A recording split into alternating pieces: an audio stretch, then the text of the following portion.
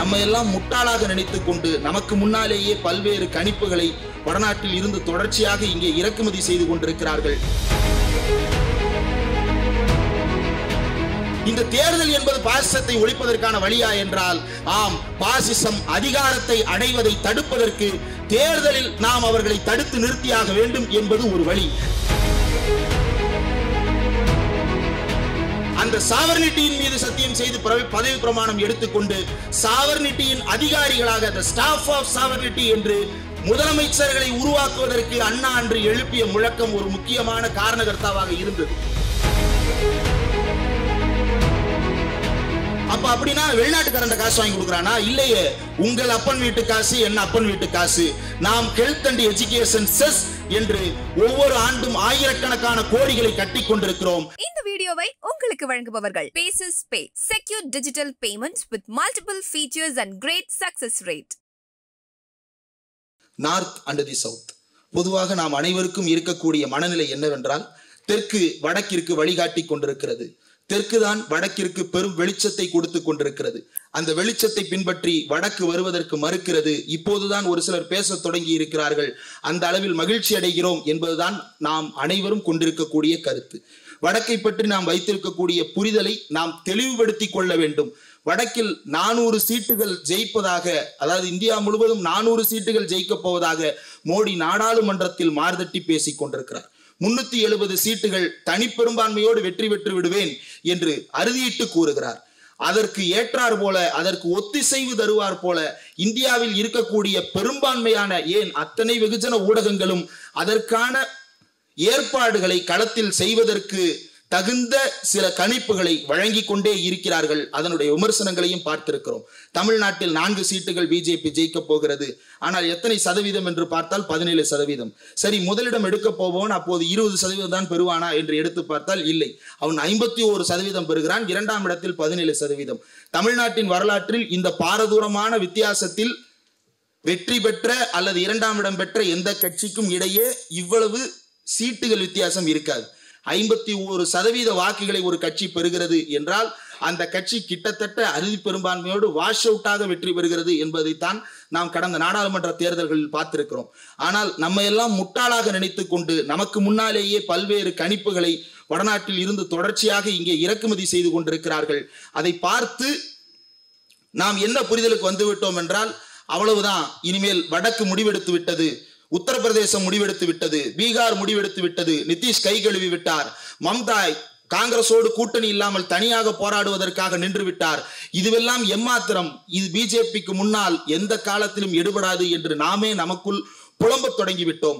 அந்த புலம்பலை நாம் தெளிவுபடுத்திக் கொள்ள வேண்டும். உண்மையில் வடக்கின் நிலவரம் எப்படி இருக்கிறது என்பதை நாம் அறிந்து கொள்ள வேண்டும் என்பதற்காக முன்னாள் ஏபிபி நாடுன்னு தமிழ்நாட்டில் இருக்கு, ஏபிபியினுடைய செய்தி ஆசிரியராக பணியாற்றியவர், பல்வேறு முன்னணி ஊடகங்களில் செய்தி ஆசிரியராக பணியாற்றியவர். அதிலிருந்து நாம் எப்படி தமிழ்நாட்டில் எப்படி ஒரு சுதந்திரமான ஊடகங்கள் தனித்து கிளைத்து எழுவதற்கு ஒரு காலகட்டம் தேவைப்பட்டதோ அதே போன்ற ஒரு காலகட்டத்தில் தன்னிச்சையான ஊடகவியலாளராக எழுந்து நின்று 28 லட்சம் பேரை இந்தி ஹாட்லாண்டில் கவு பெல்ட்டில் பெற்று வைத்திருக்கக்கூடிய திரு நவீன்குமார் அவர்கள் நமக்கு அதை தெளிவுபடுத்துவதற்காக வந்திருக்கிறார். ஆனால் தெற்கு எப்படிப்பட்டதாக இருக்கிறது என்பதை நாம் மீண்டும் மீளாய்வு செய்து கொள்ள வேண்டும். இந்த தேர்தலில் நாம் பிஜேபி தோற்கடிக்க போகிறோம், பிஜேபி என்னும் கட்சியை ஆட்சியிலிருந்து இறக்கப் போகிறோம், அதற்காக இந்த தேர்தல் நடத்தப்படுகிறது என்று சொன்னால் ஆம், ஒரு இடத்தில் அது உண்மை. ஆனால் அது மட்டுமே ஒட்டுமொத்த உண்மையாக இருக்கிறதா என்றால் இல்லை. சிலர் கூட கேட்கலாம், ஊடகவியலாளர் என்ற பெயரை வைத்துக் கொண்டு பிஜேபியை எதிர்த்து பேசுகிறாய், ஊடகவியலாளர் என்கின்ற பெயரை வைத்துக் கொண்டு பாராளுமன்றத்தை விமர்சித்து பேசுகிறாய், பத்திரிகையாளர் என்ற பெயரை வைத்துக் கொண்டு இந்தியாவின் இறையாண்மையை கேள்வி கேட்டுக் கொண்டே இருக்கிறாய் என்று தொடர்ச்சியாக ஊடகவாதங்களில் விமர்சனங்கள் வந்து கொண்டே இருக்கின்றன. இந்த இறையாண்மை என்கின்ற பொருளைத்தான் தொடர்ச்சியாக பலரும் பேசிக்கொண்டே இருக்கிறார்கள். ஏன் இந்த இறையாண்மையை பேசுகிறேன், தேர்தலில் இறையாண்மையை பற்றி ஏன் பேச வேண்டிய தேவை ஏற்படுகிறது அப்படின்னா, இந்த இறையாண்மை அப்படின்ற அந்த வார்த்தையை வைத்துக் கொண்டு தான் பல்வேறு கட்சிகளை ஒடுக்கி கொண்டிருக்கிறார்கள், பல்வேறு ஊடகங்களை முடக்கி கொண்டிருக்கிறார்கள், பல்வேறு தன்னிச்சையாக போராட்டத்தை ஒருங்கிணைத்துக் கொண்டிருப்பவர்களை எல்லாம் தவிடுபடி ஆக்கி கொண்டிருக்கக்கூடிய ஒரே வார்த்தை இறையாண்மை. அந்த இறையாண்மை என்பதற்கு என்ன பொருள், இந்த இறையாண்மை என்பதை நாடாளுமன்றம் எந்த இடத்தில் அர்த்தப்படுத்த தொடங்குகிறது என்று எடுத்து பார்த்தால், தமிழ்நாட்டில் பேரறிஞர் அண்ணா அன்றைக்கு திராவிட நாடு கேட்டு முழக்கமிட்டார்.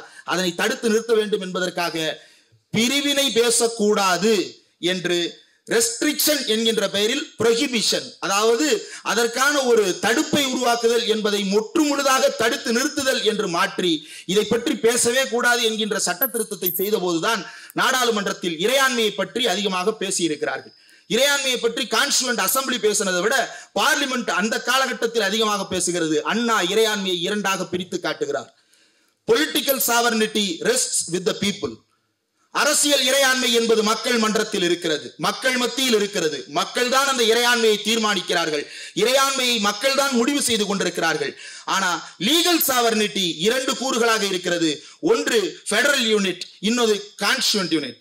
அதாவது மாநிலத்திற்கும் ஒன்றியத்திற்கும் இடையில் சட்டப்பூர்வ இறையாண்மை என்பது பகிர்ந்தளிக்கப்பட்டிருக்கிறது. நாடாளுமன்றத்தில் நமக்கு இருக்கும் எண்ணிக்கை வெறும் 40, அவர்களுக்கு இருக்கும் எண்ணிக்கை 503. இந்த 40 பேர் கொண்டு வரும் தீர்மானத்தை அந்த 503 பேர் எந்த காலத்திலும் ஏற்கப் போவதே கிடையாது. அங்கு எந்த சட்டத்தையும் நம்மால் நிறைவேற்றிக் கொள்ள முடியாது. ஆகவே நம்முடைய சட்டங்களை நிறைவேற்றிக் கொள்ள நம்முடைய சட்டமன்றத்துக்கான இறையாண்மை என்பது வேண்டும். அண்ணா அந்த இறையாண்மையை வேறு ஒரு எல்லையில் கேட்டார். எல்லையே பிரித்து விடுவோம், இறையாண்மையை பகிர்ந்து விடுவோம் என்று சொன்னார். ஆனால் மாறாக அண்ணாவுக்கு ஒரு மறைமுக வெற்றி ஒன்று கிடைத்தது. இன்றைக்கு முதலமைச்சர்களினுடைய உரைகளை எடுத்து பார்த்தால், முதலமைச்சரினுடைய ஓத்துன்னு சொல்லுவாங்க, உறுதிமொழின்னு சொல்லுவாங்க. அந்த உறுதிமொழியை எடுத்து பார்த்தால் சாவர்னிட்டியின் மேல் சத்தியம் செய்து அவர்கள் பதவி பிரமாணம் செய்து கொள்கிறார்கள். அந்த சாவர்னிட்டியின் மீது சத்தியம் செய்து பதவி பிரமாணம் எடுத்துக்கொண்டு சாவர்னிட்டியின் அதிகாரிகளாக the staff of sovereignty என்று முதலமைச்சர்களை உருவாக்குவதற்கு அண்ணா அன்று எழுப்பிய முழக்கம் ஒரு முக்கியமான காரணகர்த்தாவாக இருந்தது. அது அண்ணாவின் தோல்வி என்று பலர் கருதலாம். ஆனால் நாம் இன்றைக்கு பேசிக் கொண்டிருக்கக்கூடிய ஃபெடரல் ஸ்ட்ரக்சர் என்பதற்கான அடித்தளத்தை அந்த இடத்தில் இருந்தேதான் நாம் தொடங்க வேண்டும். எந்த இடத்தில் விட்டோமோ அந்த இடத்திலிருந்து தொடங்க வேண்டும். இப்ப இந்த சாவர்னிட்டி பிரச்சனை மக்களுக்கு என்ன பாதிப்பை ஏற்படுத்தி கொண்டிருக்கிறது? அது நாடாளுமன்றத்துக்குள்ளேயே சட்டமன்றத்துக்குள்ளேயே ஏற்படுற பிரச்சனை தானே. அது மக்கள் மத்தியில எப்படியான பிரச்சனையாக மாறுகிறது? இதை யூடியூபின் வாயிலாக கேட்டுக் கொண்டிருப்பவர்களுக்கு குழப்பமாக இருக்கலாம். என்ன இவன் இறையாண்மை என்ற அகடமிக்கான வார்த்தையை எல்லாம் பேசிக் கொண்டிருக்கிறான், எதற்காக இப்படி உளறி கொண்டிருக்கிறான்? மக்களுக்கு கேஸ் விலை பிரச்சனையாக இருக்கிறது, மக்களுக்கு எல்பிஜி விலை பிரச்சனையாக இருக்கிறது, மக்களுக்கு பெட்ரோல் டீசல் விலை பிரச்சனையாக இருக்கிறது, விலைவாசி பிரச்சனையாக இருக்கிறது. அதை பற்றித்தானே பேச வேண்டும். இறையாண்மையை பற்றி ஏன் பேசுகிறாய் என்று பலரும் கேள்வி எழுப்பிக் கொண்டிருக்கிறார்கள். இந்த இறையாண்மை என்பதும் ஒற்றுமை என்பதும் பல்வேறு இடங்களில் நமக்கு பல சிக்கல்களை ஏற்படுத்தி கொண்டே இருக்கிறது. அந்த இறையாண்மையை புரிந்து கொள்ளாவிட்டால் மக்களுக்கு நாம் நிச்சயமாக முழுமையான தெளிவை அளிக்க முடியாது என்கின்ற நெருக்கடி ஏற்படுகிறது. சமீபத்தில் நாம் எல்லோரும் ஒரு செய்தியை பார்த்திருப்போம். PM ஸ்ரீ என்ற பள்ளிக்கூடங்களுக்கு தமிழ்நாடு அரசு கையெழுத்து போட்டு விட்டது அப்படின்னு. தமிழ்நாடு தேசிய கல்விக் கொள்கையை ஏற்றுக்கொண்டு விட்டதா அப்படின்னு பலரும் கூட கொந்தளித்தார்கள். நம்முடைய தோழர்களை கொந்தளித்தார்கள். உண்மையில் அந்த இடத்தில் தேசிய கல்விக் கொள்கையை ஏற்றுக்கொள்கிறேன் என்று தமிழ்நாடு அரசு பிரகடனம் செய்யவில்லை. எழுதியிருக்கக்கூடிய அந்த அறிக்கையில் கொடுக்கப்பட்டிருப்பது என்னவென்றால், மாநில அளவில் ஒரு குழு அமைத்திருக்கிறோம், அந்த குழு முடிவு செய்யும், அதன் அடிப்படையில் நாங்கள் இதில் இணைந்து கொள்வதை முடிவெடுக்க காத்திருக்கிறோம் என்று சொல்லி இருக்கிறார்கள். இதில் தேசிய கல்விக் கொள்கையை ஏற்றுக்கொள்வது என்பது தமிழ்நாட்டினுடைய சரத்தில் இல்லை. ஆனா PM ஸ்ரீ அப்படின்ற அந்த பள்ளிக்கூடத்தினுடைய திட்டத்தை எடுத்து பார்த்தோம்னா அதனுடைய நோக்கமே தேசிய கல்விக் கொள்கையை அமல்படுத்துவதுதான். அப்புறம் எதுக்கு அந்த PM ஸ்ரீ பள்ளிக்கூடம்னு நீங்க கேட்கலாம். தேசிய அளவில் எஜுகேஷன் அப்படின்ற அந்த ஒரு செக்டாருக்கு கீழே மாநிலங்களுக்கு வரக்கூடிய வரி, நம்ம ஓவரால் டிஸ்பர்ஸ்மென்ட் பத்தி பேசுவோம். 41% வரி பகிர்மானம் ஒட்டுமொத்த வரிகளில் இருந்து கொடுக்கப்பட வேண்டும் அப்படின்னு. ஆனா அதற்கு கீழ் திட்டங்கள் வாயிலாக கல்வித்துறை அப்படின்னா தமிழ்நாட்டு கல்வித்துறைக்கு இந்த 1000 கோடி அப்படின்னு கொடுக்க போறது கிடையாது. மாறாக தமிழ்நாட்டின் கல்வித்துறை எப்படி ஒன்றிய அரசு நிதியை பெறணும்னா அவன் கொடுக்கிற திட்டத்தை செயல்படுத்தினா மட்டும்தான் நிதி பெற முடியும். அப்ப அப்படின்னா வெளிநாட்டுக்காரன் காசு வாங்கி கொடுக்குறானா? இல்லையே. உங்கள் அப்பன் வீட்டு காசு, என்ன அப்பன் வீட்டு காசு.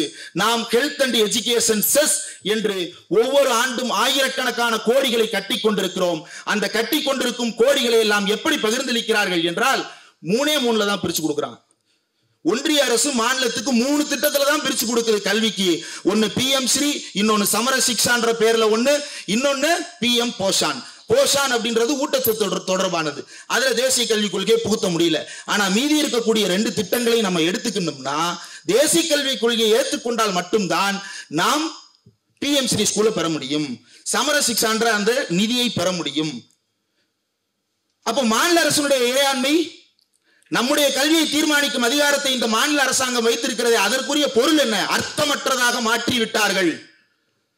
LPG சிலிண்டர் இன்னைக்கு ரோட்ல போய் கேள்வி கேட்டோம்னா மக்கள் எல்லாரும் கொந்தளிக்கிறாங்க. அரசாங்கம் ஏத்திருச்சுன்னு. எந்த அரசாங்கம் எப்படி ஏத்துச்சு? அதை கண்ட்ரோல் பண்ற வழிமுறை மாநிலத்திட்ட இருக்கா? நீங்க எல்லாம் ஓட்டு போட்டு தேர்ந்தெடுக்கிறீங்க, 234 தொகுதிகளில் ஓட்டு போட்டு தேர்ந்தெடுக்கிறீங்க உறுப்பினர்களை. அந்த உறுப்பினர்களால இதில் ஒரு முடியை கூட கிள்ளி போட முடியாத அளவுக்கு அதிகாரத்தை ஒன்றிய அரசு குவித்து வைத்திருக்கிறது. இந்த குவிப்பை தமிழ்நாடு தனியாக இவ்வளவு காலமும் போராடி கொண்டுதான் இருந்திருக்கிறது. அதனால் நமக்கு கிடைத்த வெற்றி என்ன அப்படின்றத நம்ம யோசித்து பார்க்கணும். இது நிரந்தர தீர்வை நோக்கி நாம் நகர வேண்டும் என்றால் அதற்கு நாம் என்ன வழிமுறைகளை பின்பற்ற வேண்டும்? இது கல்வி என்கின்ற ஒரு புலத்தில் வெள்ள நிவாரணத்தில் நடந்த பிரச்சனைகளை பேசி இருக்கிறோம். மாநில பேரிடர் நிவாரண நிதி, தேசிய பேரிடர் நிவாரண நிதி, இரண்டுக்கும் இருக்கக்கூடிய வேறுபாடு என்ன, ஏன் இன்னும் ஒரு பைசா கூட கொடுக்கல அப்படின்றத ஏற்கனவே விரிவா பேசி இருக்கிறோம். நேத்து மோடி அனுப்புறாரு, 4 மணிக்கு தேர்தல் அறிவிச்சிட்டாரு ஆணையர். 5 மணிக்கு எல்லாருக்கும் மெசேஜ் அனுப்புறாரு. காலையில இருந்து சாயங்காலம் வரைக்கும் மெசேஜ் வருது. எனக்கு 5 மணிக்கு மெசேஜ் வருது. என்னன்னு மெசேஜ் வருது? விக்ஷித் பாரத் சங்கல்ப் அப்படின்ற ஒரு மெசேஜ் நிறைய பேருக்கு வந்திருக்கும். ஒருவேளை நீங்க பார்க்கலன்னா உங்க வாட்ஸ்அப்ல விக்ஷித்னு சர்ச் பண்ணி பாருங்க. ஹிந்தியில ஒரு இது வந்திருக்கும், ஸ்பேம்ல போய் விழுந்திருக்கும். உண்மையிலேயே ஸ்பேம் தான், உண்மையான ஸ்பேம் அதுதான். என்ன சொல்றாரு? எல்பிஜி கொடுத்துட்டேன், வீடு கட்டி கொடுத்துட்டேன், பெண்களுக்கு சுய உதவி குழுக்கு நிதி கொடுத்துட்டேன். பெண்கள் சுய உதவி குழுக்களுக்கு நிதி கொடுப்பது யாரு? கூட்டுறவு வங்கிகளா இல்லையா? கூட்டுறவு வங்கிகள் தானே கொடுக்குது. விவசாய கடனை யார் கொடுக்கிறா? கூட்டுறவு வங்கிகள் தானே கொடுக்கிறது. கூட்டுறவு வங்கிகள் யார் கட்டுப்பாட்டில் இருக்கின்றன? மாநில அரசின் கட்டுப்பாட்டில் இருக்கின்றன. அந்த ரத்து செய்யக்கூடிய கடன்களை யார் சுமக்க போகிறார்கள்? மாநில அரசு சுமக்க போகிறது. அப்படி நீ சுமக்காதே, which means அப்படி மாநில மக்களினுடைய வரி, வட்டி உள்ளிட்டவற்றை நீ தலையிடாதே, அவங்க வட்டியை கட்டட்டும், நீ அதை ரத்து செய்யாதன்னு ஒன்றிய அரசின் சட்டங்கள் வலியுறுத்துகின்றன. அதை தாண்டி மாநில அரசு மக்களுக்காக அந்த கடனை தள்ளுபடி செய்து சுமையை தன் தலையில் ஏற்றி வைத்திருக்கிறது. அப்ப இது இறையாண்மையோடு தொடர்புடையதா இல்லையா? சட்டமன்றம் முடிவெடுக்கும் அதிகாரம் என்பது இறையாண்மை தொடர்புடையது. அந்த இறையாண்மையை வைத்துத்தான் நான் அங்க எடுத்துட்டேன்னா நீங்க முடிவெடுக்க கூடாதுன்னு சொல்றான். அப்ப இந்த அவையில உட்கார்ந்து இருக்கிற 234 பேர் யாரு? அவனுக்கு என்ன மரியாதை? 44 பேர், 40 பேர் அங்க அனுப்பியிருக்கமே. புதுச்சேரியில் இருக்கக்கூடிய ஒரு தமிழரை சேர்த்து 40 பேர் அனுப்பியிருக்கமே. அந்த 40 பேருக்கு என்ன மரியாதை நாடாளுமன்றத்துல? அப்போ இதனுடைய மதிப்பை எப்படி நாம் உயர்த்தி கொள்ள போகிறோம்? வடக்கு வெர்சஸ் தெற்கு என்பது தொடர்ச்சியாக நாம் பேசிக் கொண்டிருப்பது.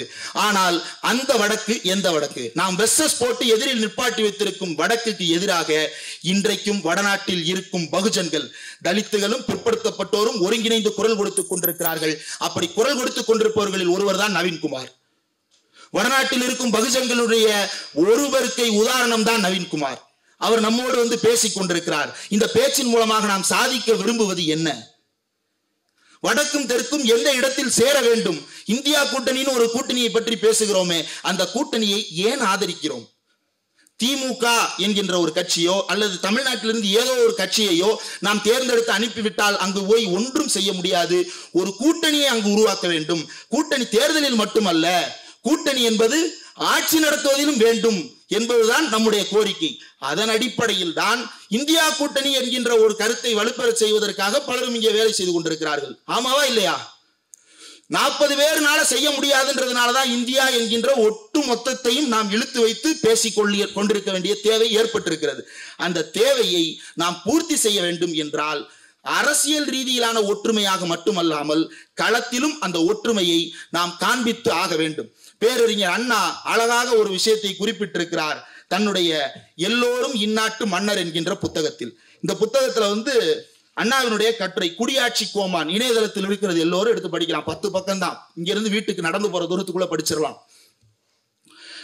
அண்ணா குடியாட்சி முறைக்கு எதிராக, மக்களாட்சி முறைக்கு எதிராக பல கருத்துக்களை இதில் சொல்றாரு. மக்களாட்சி முறைக்கு எதிராக கருத்து சொல்றாரு. ஆமா, மக்களாட்சி முறையில் இருக்கக்கூடிய ஓட்டைகளை அவர் கோடு போட்டு காட்டுகிறார். மக்களாட்சி முறையில் இருக்கும் ஓட்டைகளை அவர் எப்ப கோடு போட்டு காட்டுறாரு? பெரியாரோட இருக்கும் போது அல்ல, 1967 எலெக்ஷனுக்கு முன்னாடி கோடு போட்டு காட்டுறாரு. இந்த குடியாட்சி முறையை பின்பற்றித்தான், மக்கள் ஆட்சி முறையை பின்பற்றித்தான் ஹிட்லரும் முசோலினியும் வந்தார்கள். அப்படியானவர்களை நாம் எப்படி ஏற்றுக்கொள்ள போகிறோம்? இவனை நாம் நாட்டுக்கு அதிபனாக, நமக்கெல்லாம் தலைவனாக ஏற்றுக்கொள்ள வேண்டுமாமே? ஏன்? நாட்டவரின் மதிப்பை பெறத்தக்க செயல் யாது இவன் செய்தனன்? பிறந்தானே, அதி தவிர இவன் செய்தது என்ன? நாட்டுக்காக என்ன பாடுபட்டான்? இது மன்னரை நோக்கி பிரெஞ்சு புரட்சி கேட்டதாக அண்ணா குறிப்பிட்டிருக்கக்கூடிய வரிகள். இந்த வரிகளை இன்றைக்கு யாருக்கு பொருத்தி பார்க்க முடிகிறது?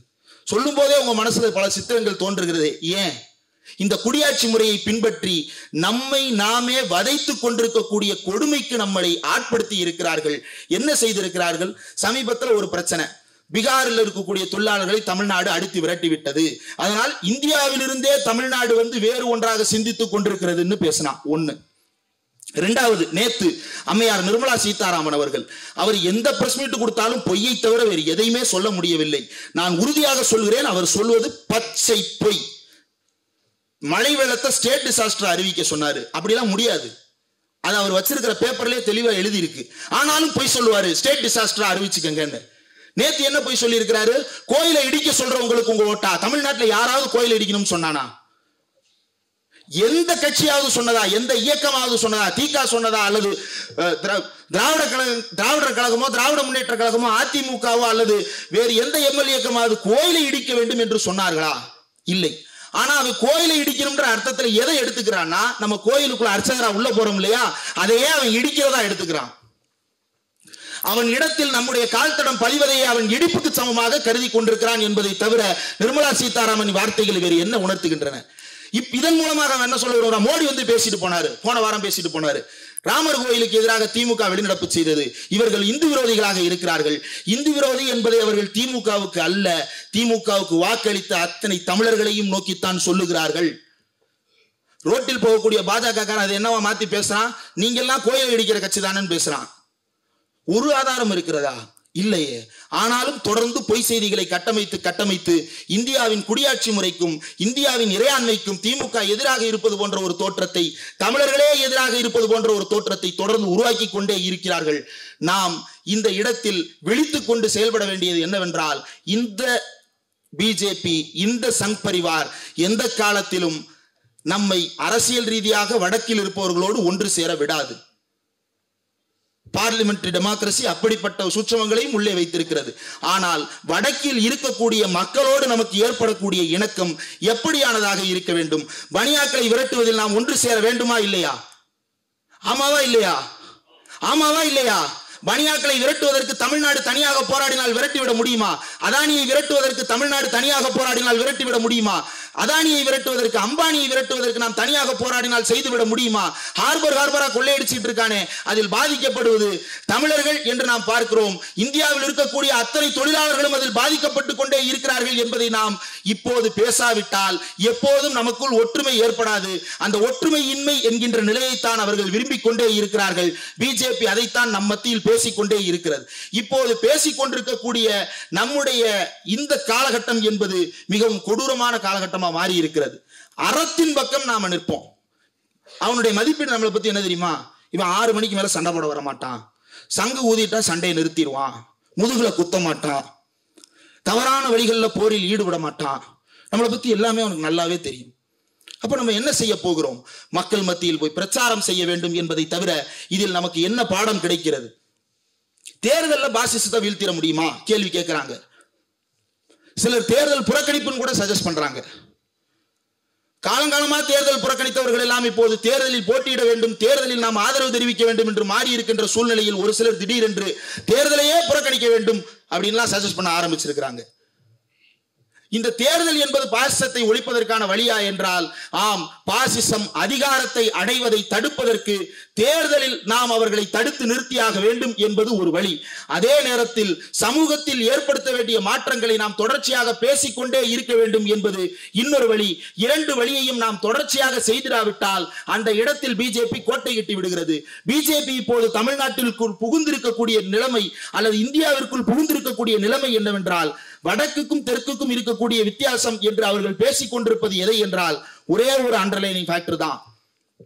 மக்கள் மத்தியில் ஜனநாயகத்தை பயிற்சியாக நாம் கொண்டு போய் சேர்க்காமல் விடுபட்ட அந்த இடைப்பட்ட காலத்தில் தான் ஒரு நாடு, ஒரு தேசம், ஒரு ஒற்றைத்துவத்தை நோக்கி இந்தியாவை நகர்த்தி கொண்டிருக்கும் விதை மக்கள் மத்தியில் போடப்பட்டிருக்கிறது.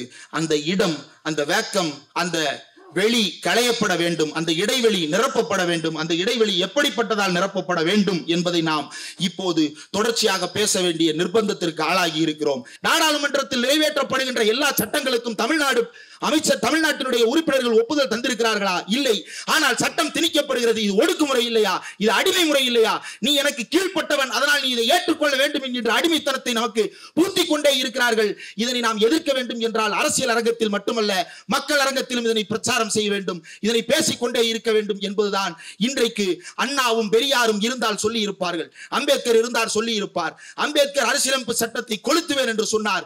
எதற்காக கொளுத்துவேன் என்று சொன்னார்? அவர் சிறுபான்மையினரை பாதுகாப்பதற்காக, மொழி சிறுபான்மையினரை பாதுகாப்பதற்காக, இன சிறுபான்மையை பாதுகாப்பதற்காக, மத சிறுபான்மையை பாதுகாப்பதற்காக, இந்தியாவில் இருக்கக்கூடிய எல்லா சிறுபான்மையும் பாதுகாப்பதற்காக இந்த அரசியல் சட்டம் எனக்கு எதிரானதாக நிற்கும் என்றால் இதனை நான் எழுதினேன் என்று பாராமல் நான் கொளுத்தியே தீர்வேன் என்று பேசினார். அப்படியான ஒரு நெருக்கடியை அன்றைக்கு அம்பேத்கருக்கு ஏற்படுத்தினார்கள். அப்படியான ஒரு அரசியல் நெருக்கடியை இன்றைக்கு மக்கள் மத்தியில் ஏற்படுத்தி கொண்டிருக்கிறார்கள். மக்களிடம் செல், மக்களிடம் பேசு, மக்களை பயிற்றுவி என்று சொன்னார் பேரறிஞர் அண்ணா. அந்த மக்கள் என்கின்ற குழாத்துக்குள் நாம் இந்தியா முழுவதும் இருக்கக்கூடிய மக்களை ஒன்றடக்கி அவர்களிடம் பேசாவிட்டால் நாம் நாடாளுமன்றத்துக்கு ஒப்புதல் அளிக்காமல் கொடுத்து கொண்டிருக்கின்ற அத்தனை ஒப்புதலையும் நாம் திரும்ப பெறவே முடியாது. நாம் நீட் தேர்வுக்கு நாடாளுமன்றத்தில் ஒப்புதல் அளிக்கவே இல்லை. ஆனால் நம் மீது சட்டத்தின் ரீதியாக திணிக்கப்பட்டது. மாநில அரசின் சட்ட இறையாண்மை எங்கே போனது? மக்களினுடைய அரசியல் இறையாண்மை எங்கே போனது? இது எங்கே போனது என்கின்ற கேள்வியை மக்களை தேட வைக்க வேண்டும். அந்த தேடுதலுக்கான பதிலை மக்கள் விரைவில் கண்டறிவார்கள் என்கின்ற நம்பிக்கையோடு இந்த உரையை நிறைவு செய்கிறேன். நன்றி. இந்த வீடியோ உங்களுக்கு பிடிச்சிருந்தா லைக் பண்ணுங்க, ஷேர் பண்ணுங்க, கமெண்ட் பண்ணுங்க. மறக்காம OH தமிழ் சேனலுக்கு சப்ஸ்கிரைப் பண்ணுங்க.